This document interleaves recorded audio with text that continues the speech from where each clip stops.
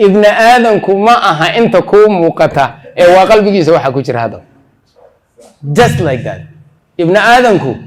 أنت كوم وقتا شيء شعر كان يودر كان عصيو أنا أقول رح بناته physically لقيابه لكن internally it is something which make a difference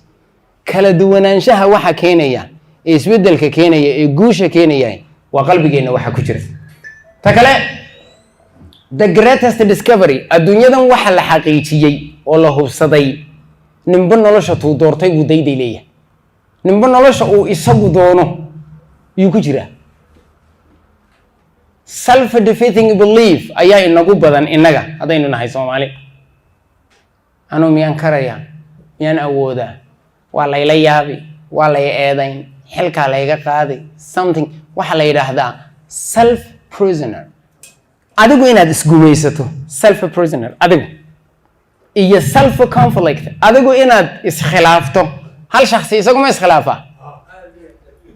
dookhiya nafta heshiyay that self conflict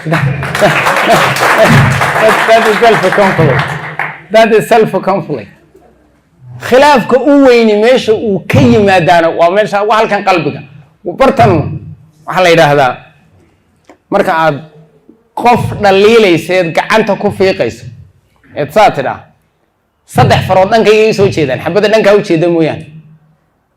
waa adu inteed isubtaa maxeedii warka waa gacanta ku dhan ya anuba wax hadaan iraahdana saddexda farood xagga kale u jeedsanayaan war dadka kalena ku xisaabtan meeshay ku jirtaa iyaduna so more we have to think who we are taynu nahay waa inaynu ka fikirnaa so it is our attitude not aptitude which indicates your altitude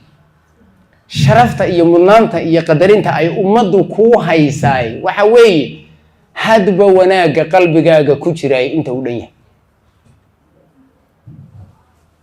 yahay ma aha maadaama dar fiican xidhatay amba qurux badnaatay amba cadaatay amba tallaabo wanaagsanaatay ma aha ummaddu waxa ay ku qadarinaysaa ummaddu waxa ay kugu qadaraysaa wanaaga qalbigaaga ku jiray hadba inta uu dhan yahay ayay ummaddu ku haysaa xubbi iyo kalgacal